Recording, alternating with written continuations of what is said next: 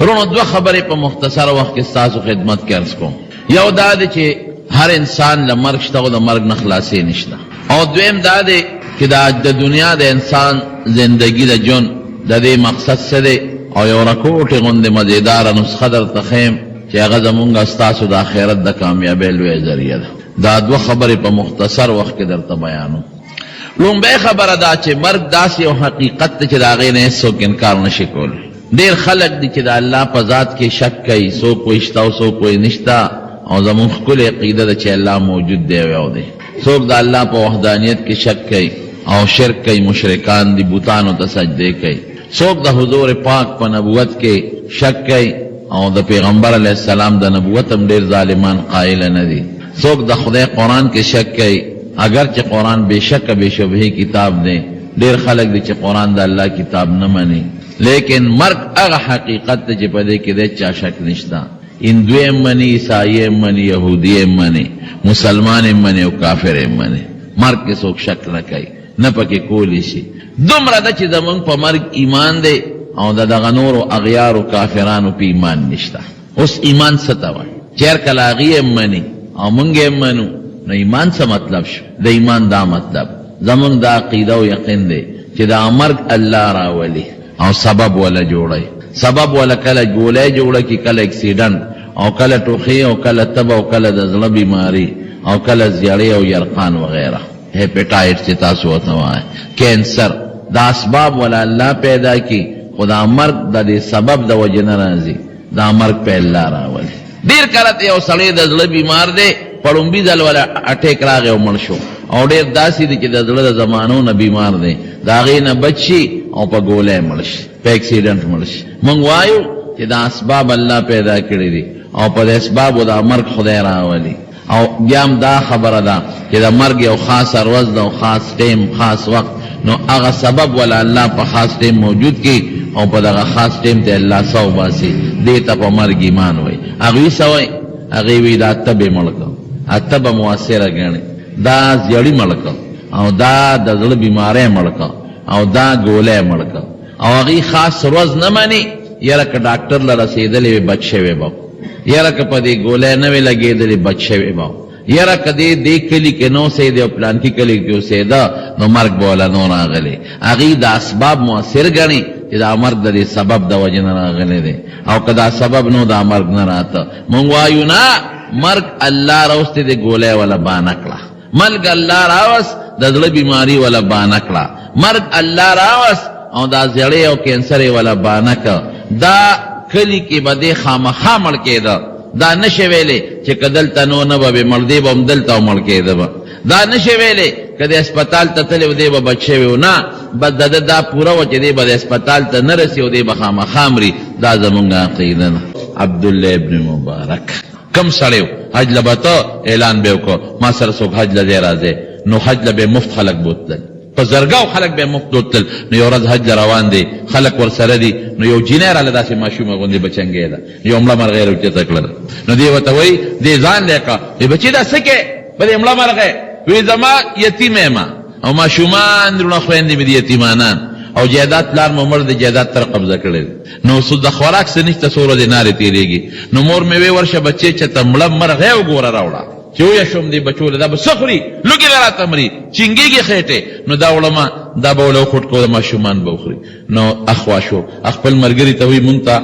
واپس کلي پورې رقې پورې څومره پیسې پکار دي؟ وی دومره پیسې. وی راوړه ټولې پیسې جینۍ له ورکړې، بچې ځه کور ته او دا پیسې مور له ورکړه او په دې خپل کار کوي. سخت کال به حج نه کوو، ډېر مو کړي دي، بیا به لاړ شو، واپس شو. عرفات میدان کې یو عالم خوب ویني، عرفات میدان کې دی نشته، عرفات کې واپس لاړ، خوب ویني، الله په خوب کې ویني، منظر په خوب کې ویني. الله وایي چې دا څومره خلک دي د عرفات په میدان، دا ټول کراس حجونه نه دي قبول. حالانکه عرفات میدان کې د ګناهګارو خدای قبلې. الله وایي دا فلان کې حسین له فلان کې له زه وایي دا مې مر سره وبخه، دا ټول کراس شو، نشان راخ قصور نشان، دا حجونه نه دي قبول. ولې بس نه قبلو؟ الله مستغني بادشاہ دی. بیا الله اعلان وکړه فرشتو ته زه دا ټول مې د یو سړي د وجې د دوی حج قبول کړه چې هغه نه دی راغلی، خو د هغه د وجې د دې ټولو قبلو. فرشتې ورته وایي الله هغه څوک دی؟ وایي عبدالله ابن مبارک.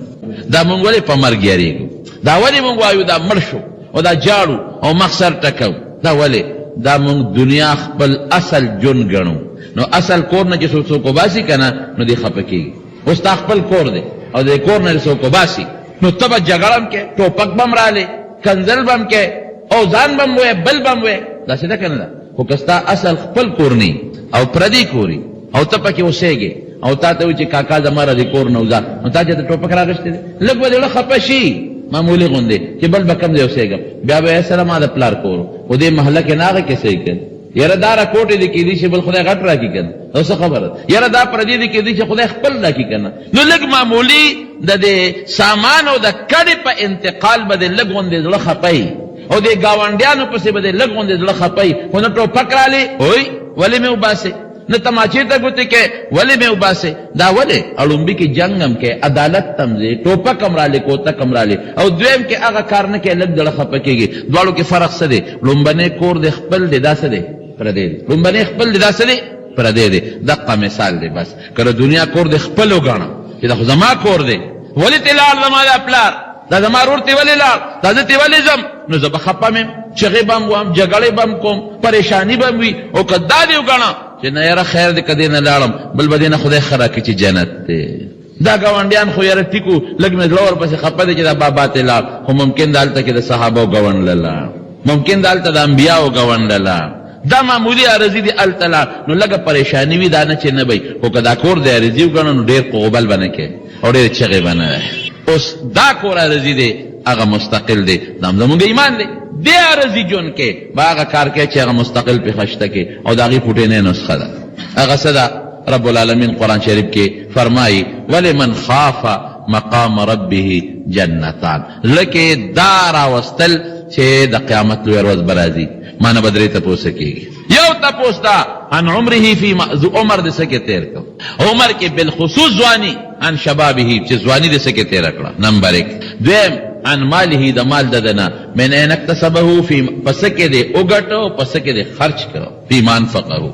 او دریم نمبر د علم او د پوهې متعلقه تا د خپل علم پوهې نه څه فایده واخیست مونږ علم در سره او ولې دې نه کړی زکات ته معلومو چې فرض نو معلوم ولې دې معلومو او جی معلومو ولې دې بیان دې ورکړي حج درته معلومو چې فرض دی جی پته نه لګېدا ولې دې پته نه لګوله چې ته بچا د دې شی وکنه جی فرض پته وراته بیا دې ولې نه کړي مال خو مې درکړو دا تپوسو نه بکیږي نو کدا زړه کې ستاره واسطه چې دا تپوس په باندې کیږي زب الله له جواب ورکوم بدرین د کامیابی راز بل نشته یو مثال وتا سول درکم د چا یو ډیر لوی سړی دی ډیر لوی محدث ته زمانه دی عبد الله ابن مبارک دا هغه پلار دی نوم یې مبارک دا یو امیر غلام دی هغه امیر د باغ نوکر مقرر کړی دی چې تبا باغ کې زما ډیوټي کې خصمانه بکې ساده ډیوټي ده او باغ ول ډیر خشته جوړ کړی د امیر ملمانه رااله چرال د ملمنو ته وی چې د چې زما باغ لا زما چمن لا یو نوکر مې ډیر زبردست او داسې خشته باغ یې لګولې دی میوې چمنونه بوټي هر څه پکې دي پلار ورته صفتونه دي هلته بوته چې بوی ته باغ کې هغه ډېر خسورې دی چمن دی او اوبه دي ابشارونه دي او میوې دي قسم قسم ګلونه دي چې کېناستل د خم سترګې اوچتې دي میلمنو ته چې دې ته باغ وایي هغه غلام ته وایي مبارک ته ورشه یو انار مزیدار وشو کو دې میلمنو لراوړه انار یې وشو کو چې ماته کوي سکه ترش دی هلکه دا ته ترش دی ولې راوړه بل چې خوږ وګوره چې هغه لال بلې مات کرا ویړه هم ترش دی ورشه بل راوړه هغه لال غټ نه غټ پکې ګوري خو دا تجربې سره که تاسو ته پته لګي چې څومره غټ ګوري دا ټول تراوي او چې دا چیپړ غوندې واړه شانتي وي ما یو دل پېښور کې انار اخیستل نو ما ته خو پته نه وه سړي ته مې رورې ښکلې غټ غټ پکې وګوره دا دکاندارانو سره عجیبه خلک دي هر قسمه پکې شته دا ځان له موضوع ده اوس هغه چې راوړل کور ته راوړل کور ما ته وي دا د ناردانې له راوړل مې نه خوراک له مې راوړي دي دا خو دې ټول تراوه راوړي دي ما خو هغه کم وخته وي چې غټ غټ پکې وګوره نو بیا طالبانو ته مې دا قصه وکړه نو هغې وی غټ ورته مه یادوه دا غټ خو تراوه دي او چې کوم چیپړ زیړ غوندې وي خړ شانتې دا پکې خوا کي مې ممکن دا مبارک هم زما په شانتې غټ غټ انارې کتله به ټول تراوه چې تراوه دي دی ورته غصه شو هلته کې مېلمنو ته ملامت شو چې مستده خو ما صفت کو دا کمخ په انار په شکو باندې نه پوهېږي وی تا د انار د باغ کې دومره موده تېره کړه ته پکې خوږ او ترش نه پېژنې وې نه ته څه له دیرې وی زه دې له دیرې یم چې د بوټو ته دې وګوره د ابشارونو ته دې وګوره د ګلونو ته دې وګوره ما دله باغ جوړ کړی دی هر قسمه میوه شته خو زه ترش او خوږ څه پېژنم تا نه دي سکلی وې نه سکله خو زه نه یم مقرر حرام خورم تا راته ویلي چې خوره بس پوه شو که نه چې سړی خو حلالي دی دا انار د اوسه پورې نه سکلې خلک ستا ډیوټي ما دې نه مې ټرانسفر کړې د سیکریټریټ ته محل کې به ډیوټي کې ما سره هلته کې ترقي ولا ورکړل تلا هلته د بادشاه په کور کې د امیر په کور کې خدمت کوي یو ځل د امیر صاحب ډېر پریشان دی چې پریشان دی دا مبارک ورته وایي وی بادشاه سلامت امیر صاحب ډېر پریشان دی ولې وی تا ته پته ده زما لور ده او ډېره خشته ده او ډېره هوښیاره ده دقه یوه ده او دنیا خلک رشتې غواړي بادشاهان زامن الله وزیران خو زما اړه فیصله نه کوي چې چاله ورکم ځکه چې یریږم چې داسې چاته په نکاح کم چې سبا به پې ظلم کوي لور به مې خپوي وی حضرت دې کې د پریشانۍ څه دي وی ګوره د الله او د رسول په خبر عمل وکړه څه به ټیک شي موږ له زموږ ښکلي پیغمبر خشته دین راوړی او موږ ته خشته څیزونه ښولي دي څه دي وی دې ټولو رشتو کې نیک هلک وګوره چې کم نیک دی بس هغه له په نکاح کړه بس نیک سړي که ښځه خوښه ده خو ژوند دوبالا دی خشته ژوند به تېرېږي که خوښه نه ده نو ظلم خو به پې نه کوي نیک له ورکوه یاره وایي زما خو دې د زندګۍ فکر ختم کړه کور تلال ښځې ته وایي هغه مبارک خو زما سوچونه ختم کړل فیسنګ وایي دې رشتو کې نیک هلک به وګورو چې کم پکې نیکي بس هغه له به ورکړو وایي بس ټیک شوه یاره ښځې د دې مبارک نه پکې نیک لاسوک دی دا خو ډېر نیک هلک دی حیادار مونږ وپېژن دله به په نکاح او زمونږ نوکر موږ ته ځای چې جارو کوي خودو کې خدا عادت شته که نه وی بس نوکر موکر قصې پسې به نه کم دلی ورکوم جنیم رضا وه په دې چې دا هلک نیک دی صالح دی جنیم صالحه وه ورپه نکاح کړه چې واده سینګ لومبۍ شپه ده دی لاړ غیب شو ښځې ته سوال جواب ولېږه چې ډوډۍ به د لزه رالیږم زما ډوډۍ به خورې د پلار د کور به نه خورې څلوېښت ورځې پس راغی څلوېښت ورځې پس راغی نو ښځې ته نږدې شو ښځه ورته وایي چې دې نوم خوښ ولې دې په واده نکاح اخېستم تا ولې د کولم چې خوښه نه ومه وی نه زما خوښه وي پلار دې نیک سړی دی بیا هم بادشاه دی پته یې د خوراک نه لګي ما در باندې 40 دن حلال خوراک وخوړه چې ستا د وجود نه هغه حرام اخوځي ختم شي پاکه وینه پیدا شي او زما وینه هم پاکه د مزدوري کوم حلاله نو زما نیت دا دی چې مو تا سره یو ځای شو او یو بچی خدای راکړي هغه پاکي وینه پاکه مور پلار بچی پاکي زما نیت دا دی چې په هغه بچي د پیغمبر علم زده کوم نو چې د پیغمبر د علم دپاره پاک بچي نو فایده به یې ډېره زیاته وي ډېره ښه ده نو خدای والا امقسې وکړه یو بچی یې ورکړه هغه له نوم کېښود عبدالله ابن مبارک دا نوم یې وله کېښود دې لویږي ورو امیر مړ شو د هغه د مال لویه حصه لور لراله مبارک مالدار شو لوی دولتمند شو لیکن هلک چې څنګه لویږي لوپری طرف ته لاړ مال چې ډېرې بچې لوفر کېږي کباب رباب په هغه دمتوب قصې پسې مورم ورته نصیحت کوي پلارم نصیحت کوي بچې ته خو مونږ دی له نه وې غوښتې تا لپاره خو مونږ د واده هغه لومبۍ شپه قربان کړې ده پلار وایي ما خو تا له مزدورۍ کړې دي چې تا باندې د پیغمبر علم زده کوم هلک نه سمېږي توبې وباسي بیا په ګن سر اخره کې عبدالله ابن مبارک وایي یو ځای کې ملاستومودوم خوب کې یو باغ وینم یو خشته باغ دی باغ په څانګه یو مرغۍ ناسته ده مرغۍ د قرآن شریف یو آیات الم یأن للذین آمنوا ان تخشع قلوبهم لذکر الله په مسلمان لا دا وخت نه دی راغلی چې د هغه په زړه کې د الله یاد پیدا شي اوسه پورې دا مسلمان د الله نه غافل دی راویښ شم چې دا مرغۍ خوارڅه ما ته واورېده راغی بس بابا زما د نن نه پس توبه اله ماله پیسې راکړه تجارت لازم لوپری نه توبه پلار وایي راشه تجارت ښه دی خو چې ګن نه خلاص شي څومره پیسې درکم 10,000 درهم به راکې 30,000 درهم شرعي روپۍ ډېره قیمتي ده نن سبا هغه یې وله ورکړل لاړ تجارت پسې و نو تجارت خو به هغه زمانه کې د اوښانو به پیاده به په میاشتو بار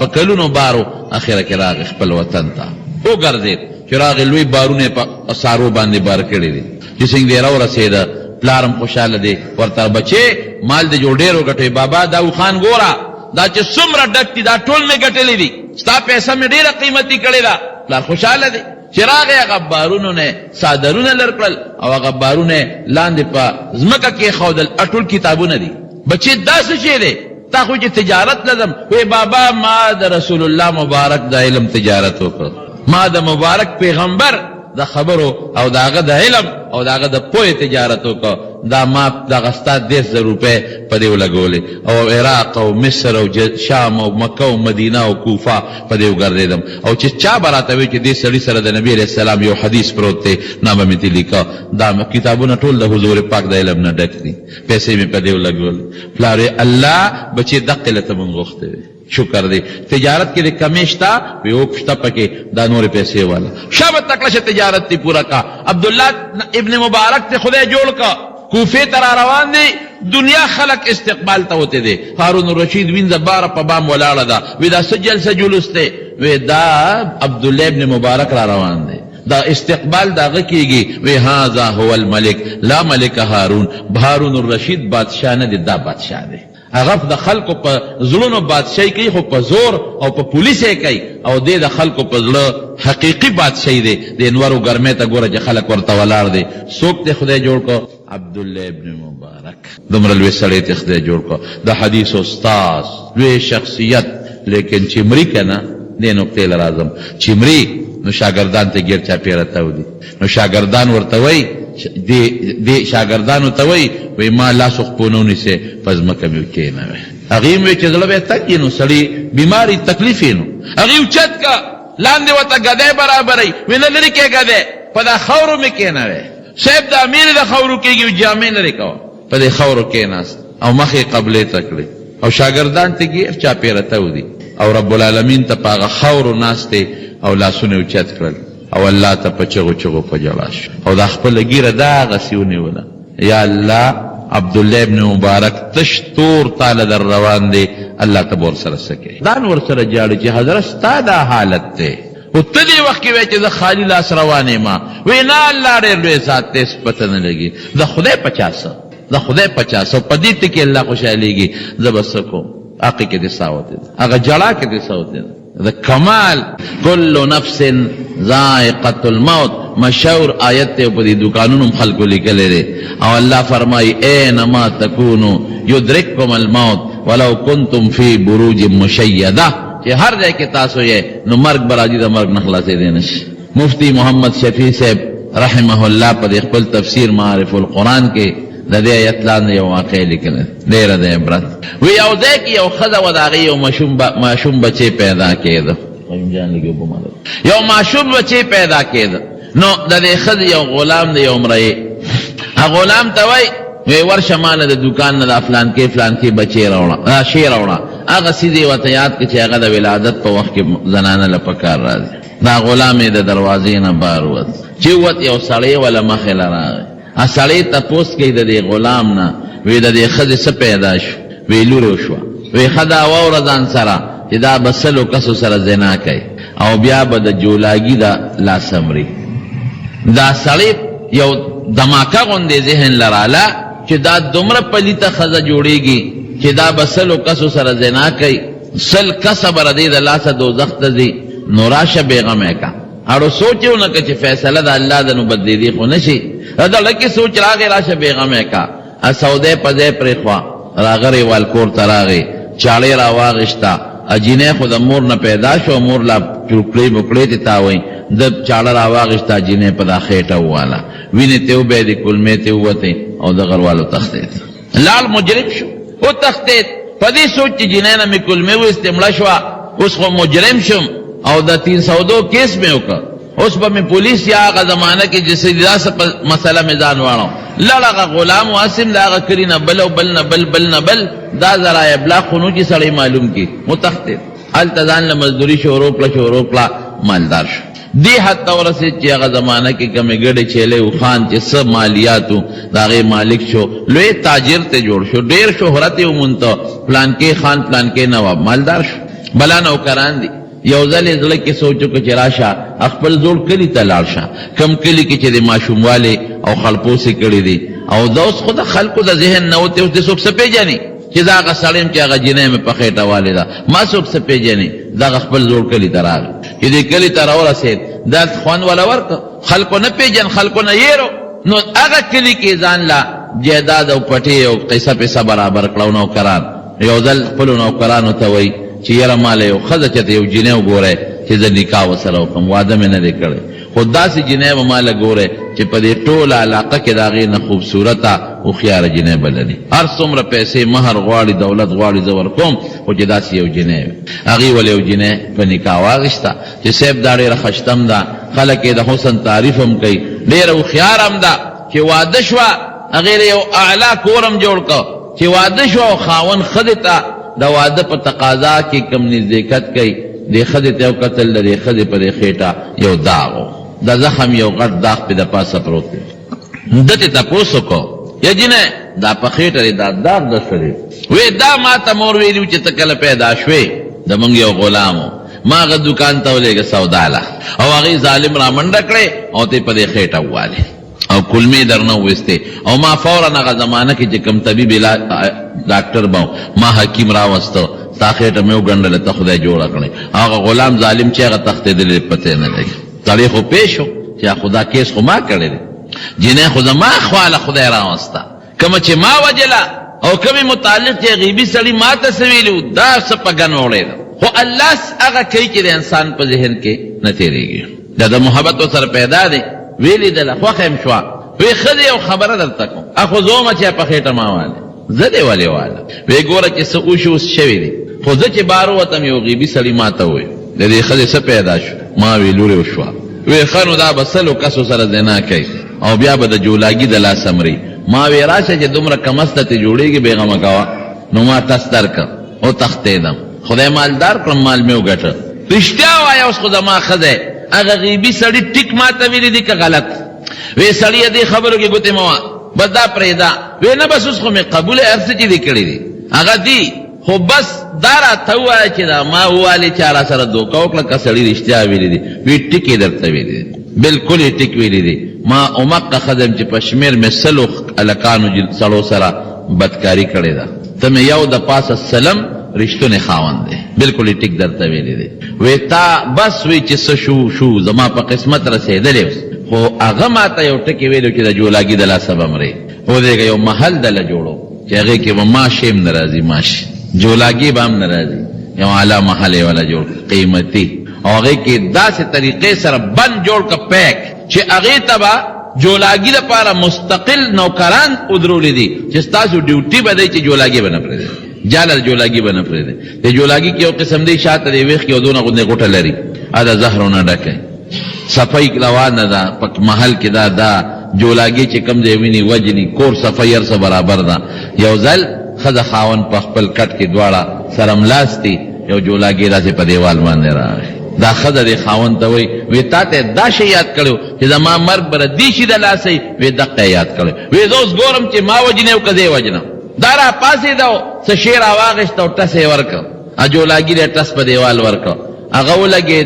لاندې پریوت چې پریوت دې چپړ راواغشتا او پاغه جولاګي راخ کړه قدرت الهی ته ګوره دا نو کې معمولی غوندي زخمی دا غ زهر راز پاغه نو کې وردنه وتل هم دا غي د لاسه مرګ نصیب شو بچ نشو اينما تكونوا يدرككم الموت ولو كنتم في بروج مشيده زمون علماء دا معنا کوي چې تاسو غټو غټو محلاتو کې ولې نه یې او د زندګۍ د حفاظت هر قسمه سامان مهیا کې ځانتا خو مرګ نشه بچ کې دی مرګ نه خلاص شته نه کم ټیم چې مقرر دی پاغه ټیم بدر نساخیږي لب زوت زي او بل ټکی ور سره ویم د مفسرین دا معنا قوی ده درسته ده زي او بل ټکی ور سره ویم یو رساله مې یو ځل کته هغه کې لیکلو چې دا سپومیت او مریخ ته د سیارات ته نن سبا کوشش کوي دا سیاستدانان درسایه کوشش کوي نو دی په کې ډیر زیات مقاصد دي یو مقصد نه دی خو پاره مقاصدو کې یو مقصد دا هم دی چې کدا سي یو ځای مونته مهیا شي چې هغه ابو هوا د انسان سره موافقي او مرګ را نشي دا سي ابو هوا وی چې هغه کې بیماری نه تکلیفونه نه او فٹ وی د انسان سره مرګ چرا نشي او مرګ نه داسې ابو هوا چې عمر 300 ترسي 500 ترسي 0 کالو ترسي او مرګ را نشي نو ما دا ټکی چې دا مې وکتل بیا مې د جمعې بیانو نو ما د امریکا او د برتانیې او د روس سیاستدانانو ایربونر کدیله دا خرچه کوي مکوي کنور مقاصد وی با کدیله دا ایربونو کربونو ډالر لګوي مکوي قران فیصله کړی دا اينما تکونو یدرککم الموت ولو کنتم فی بروج مشیده برج د سیاراتو تمویل کیږي که تاسو په غټو غټو سیاراتو کې ول نه مرګ نه بچ کې دی نشي دا ایمان دی موت دا وایو چې مونږ راغلي د الله په خوخه یو زوبه د الله په خوخه دې ته ایمان وای موت دا وایو چې مرګ د الله په اختیار کې دی اسباب الله پیدا کوي کله سبب پیدا کی رستے کی کله مضبوط سبب راولی پاغي عمل نه کی بل سبب را مخ کی او پاغي باندې ته صوباسي او چې کم ټیم مقرر کړی دی اذا جاء اجلهم لا يستأخرون ساعه ولا يستقدمون نه یو سکند هغه کې مخکیواله شتا نه یو سکند پاغي کې رستواله شتا دې ته زمون ایمان دی او دا زمون په ایمان دی دا څه ده کنه دا خبر ختم شو بس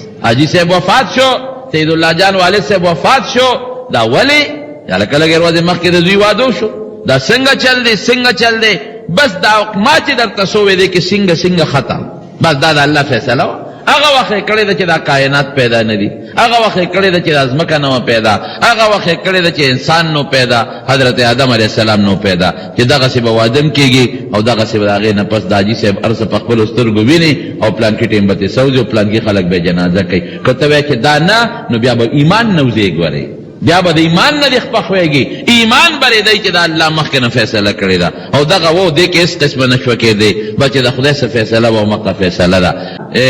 حضرت ابو هريره رضی الله تعالی عنه د حضور پاک څومره نږدې ملګری دی تر دې خېټې پورې به کاڼي تړلی یو ځل ورسره یو رومالو اعلی قیمتي رومال دی ورسره د پاج پوزه پکې سورۍ بح واه واه ابو هريره یتمخط په دې رومال کې پوزه سورۍ نو په جړا شو وی د حضور پاک د منبر خوا کې به بېهوشه پروت وی خلکو به سټ لتې راکولې چې ابو هريره لیونی دی زما د قسم پالۍ که لیونی بم د لوږې د لاسه به بېهوش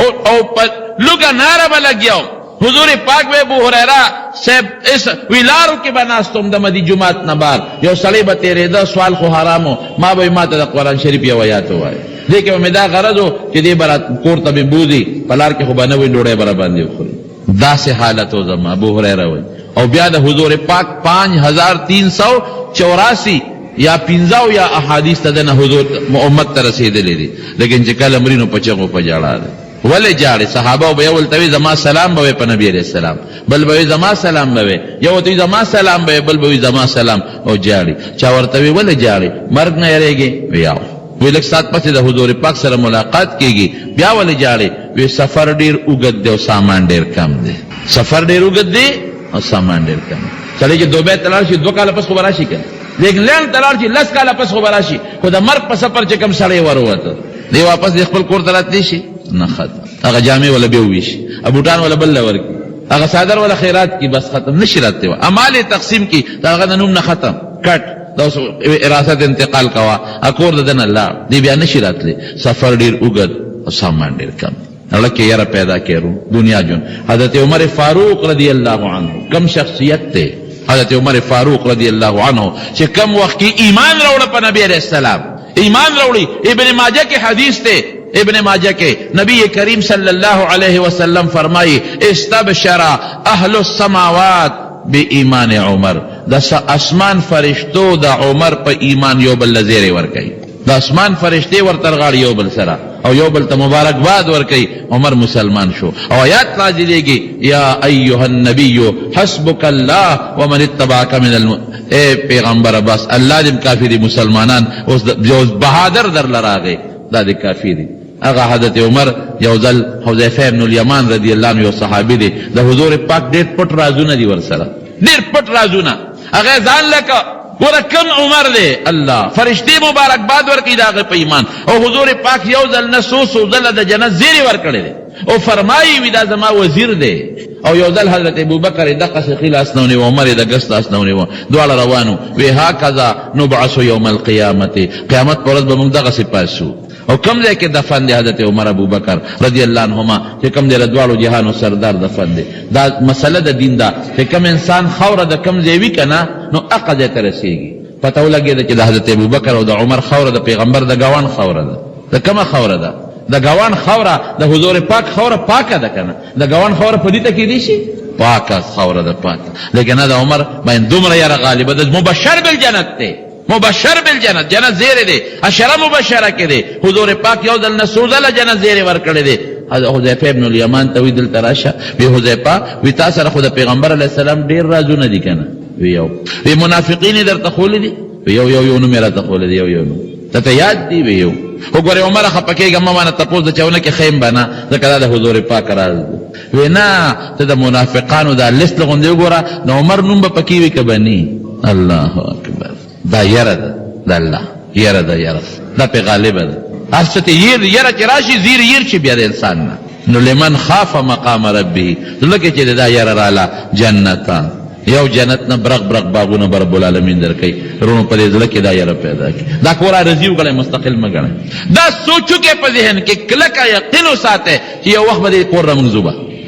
دا امسایهګان یو موږ، پردی کور دې موږ نه پاتې دی. څو ورځو دپاره موږ میلمانه یو، پکې دې نه خامخا ځو. هغه اخیری جون کور چې هغه نه ختمېدو والا زندگی ده، کوشش به کوو چې هغه زندگی زمونږ خشته شي، هغه خوشحاله شي. ابه هله خوشحالېږي چې د آخرت دا سوچ مخکې کې ما نه به الله ته تپوس کوي، زه به څه جواب در کوم. ما چې څه کړي تپوس به کوي، زه به څه جواب در کوم. نیکانو صالحینو سره ناسته وکړئ، علماو تقریرونه واورئ، او دین طرف ته رغبت وکړئ، او په خپلو مړو غمونو ټولو کې خپل رب یاد وساتئ، د خپل پیغمبر مبارک تعلیمات یاد وساتئ، د خپل پیغمبر مبارک د صحابهو او د هغې په نقش قدم تللو کې علماو له لاس ورکړئ، د هغې سره په نقش قدم روان شئ، د هغې لمنې ونیسئ، په ښه طرف بمبوزي. دا یو څو خبرې مې ستاسو خدمت کې عرض کړلې. ستا د خوښې زندګي م نصیبه کې، د مخلوق د احتیاج نه مو ساتئ، دنیا کې م ډېر فراخه مال نصیب کې، د دنیا ښکلی ژوند م نصیب کې، د مخلوق د احتیاج نه مو ساتئ، د دنیا مال او دولت هم د آخرت د ګټې ذریعه وګرځئ. اللهم اغفر له وارحمه ولا تعذبه، اللهم نقه من الذنوب كما ينقى الثوب الأبيض من الدنس، اللهم اغسل خطاياه بالماء والثلج والبرد. وصلى الله تعالى على خير خلقه محمد وآله وصحبه أجمعين.